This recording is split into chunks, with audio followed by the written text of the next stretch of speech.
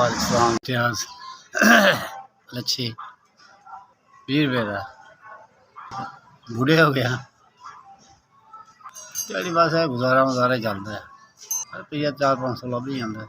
मेरिया 3 धियां जी अपनी धियां वास्ते मैं ये कम करना बुढ़ा हो गया भी की करना गुजारा तो करना ही है ना। मकान किराए दे बड़ी मुश्किल गुजारा हो रही है। रोटी नहीं पूरी ने अल्लाह ही वापस अल्लाह ने करना जो है करना। माड़े बंदा वैसे दौड़ ही है दौड़ के गुजारा करने बस अल्लाह ताला ही है गरीबां की मदद करे नहीं गुजारा होंदा किनू दसीए अल्लाह ताला ही है माड़े बंदा गुजारा करने वाला नहीं तो हाल कोई नहीं है गरीब आदमी।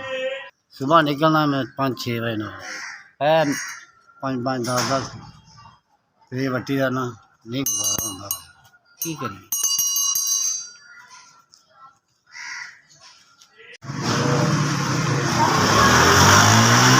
SBS अल्लाह ताला तुहाडे अदारे नूं कामयाब करे। तुसीं मैनूं 5000 रुपये दिता है अल्लाह ताला तुहानूं खुश रखे।